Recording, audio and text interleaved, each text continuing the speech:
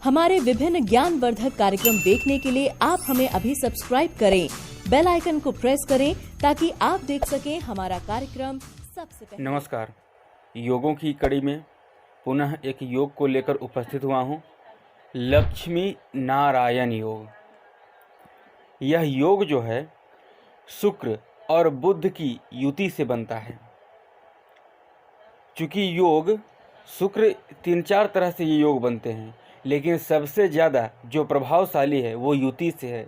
यानी शुक्र और बुध केंद्र, त्रिकोण, लाभ या धन स्थान में एकत्र होकर बैठें, तभी जाकर यह लक्ष्मी नारायण योग बनता है।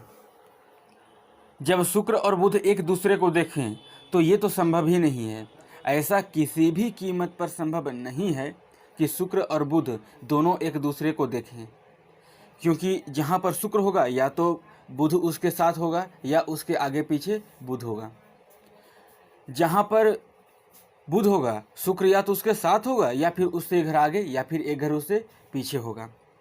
अब इसमें ध्यान देने वाली बात यह है कि ये जो लक्ष्मी नारायण योग है शुक्र और बुध की युति से, ये कब फलीभूत होगा।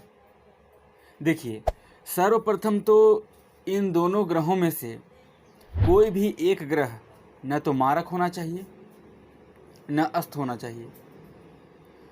उदाहरणार्थ से समझ लीजिए कि किसी भी कुंडली में शुक्र योग कारक हो गया और बुध मारक, तो लक्ष्मी नारायण योग नहीं बनेगा। वहीं बुध योग कारक है और शुक्र मारक, तो भी लक्ष्मी नारायण योग नहीं बनेगा।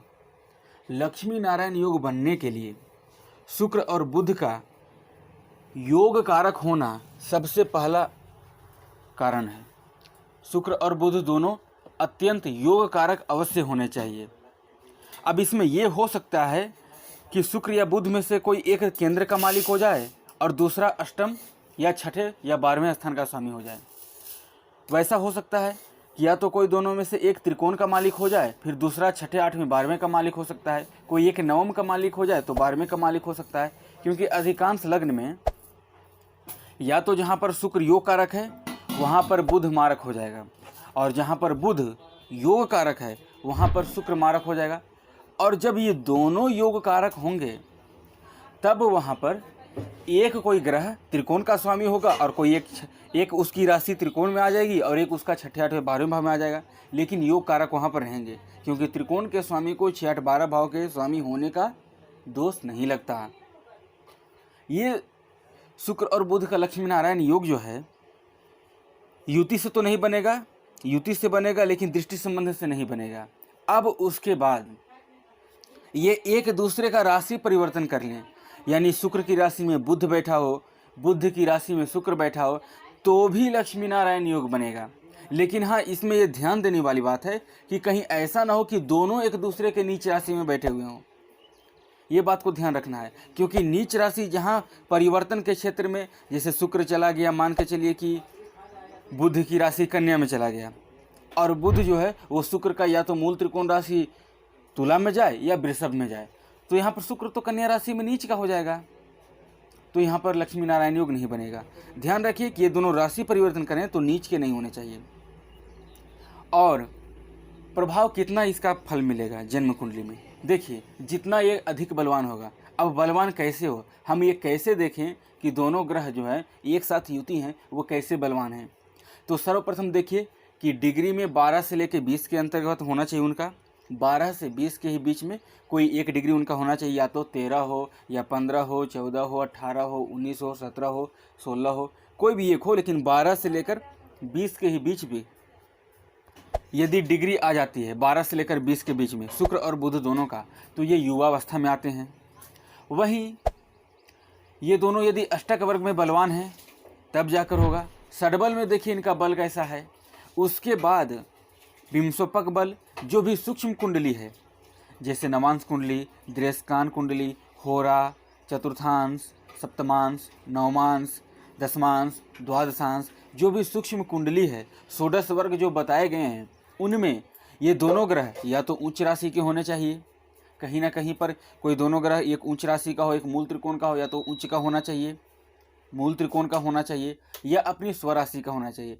ऐसा नहीं है कि ये लोग वर्गों में जाकर नीच का हो जाएंगे तो इस योग का ज़्यादा फल मिलेगा, क्योंकि जितना बलवान शुक्र और बुध की युति यहाँ पर बनेगी उतना ही ज़्यादा इस योग का लाभ मिलेगा, लक्ष्मी नारायण योग का। एक बात और, यदि शुक्र और बुध यहाँ पर बैठे हैं तो कभी भी सूर्य से अस्त नहीं होने चाहिए, क्योंकि सूर्य केवल एक ही काम करता है पीड़ित करने के लिए, राहु और केतु को छोड़कर, क्योंकि राहु केतु सदैव सूर्य को ही ग्रहण लगाते हैं, सूर्य नहीं अस्त कर पाता है राहु और केतु को। इसके अलावा जो भी 6 ग्रह बच जाते हैं चंद्रमा से लेकर शनि तक, उन सभी ग्रहों को सूर्य अस्त कर देता है, तो सूर्य से अस्त नहीं होने चाहिए।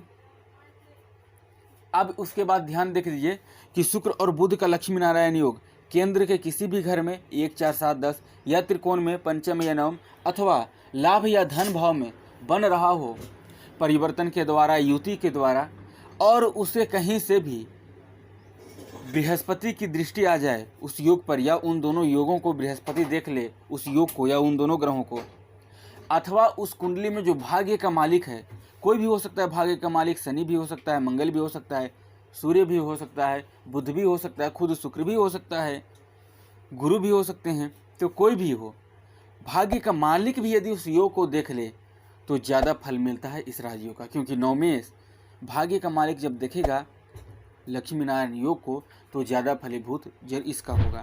और जितना अधिक ये बलवान रहेंगे जन्म कुंडली में और जिस भाव में बैठेंगे, भाव विशेष पर विचार करना होगा, उसके बाद इनके बल को निर्धारित करना होगा, तब जाकर ये निष्कर्ष आएगा कि जातक के जीवन में जो लक्ष्मी नारायण योग है, लक्ष्मी माँ लक्ष्मी साक्षात नारायण, जिसके सेवा में सदैव माँ लक्ष्मी तत्पर रहते हैं, हमेशा उनके पैर दबाते रहते हैं, तो ये जो है लक्ष्मी नारायण वो बन जाता है तो निस्संदेह धन की कमी तो कभी नहीं होती। ये तो बात एकदम निस्संदेह। चाहे वो धन की कमी उसे मेहनत के अनुसार ही धन आए, वो मेहनत करे तभी उसके पास धन आए, चाहे कोई भी कारण हो, मेहनत से ही धन आए या भाग्य भरोसे भी धन आ जाए।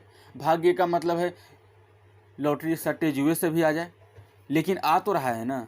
ये लक्ष्मी नारायण योग वही है कि कभी धन का कमी होने नहीं देता है। विशेष रूप से ध्यान ये रखना है कि अच्छे भाव में इसका योग होना चाहिए, त्रिक भाव में नहीं होना चाहिए, अन्यथा 6, 8, 12 भाव में यदि इसका योग बनता है तो ये लक्ष्मी नारायण योग की जगह पर ये दरिद्र योग का भी निर्माण कर लेते हैं।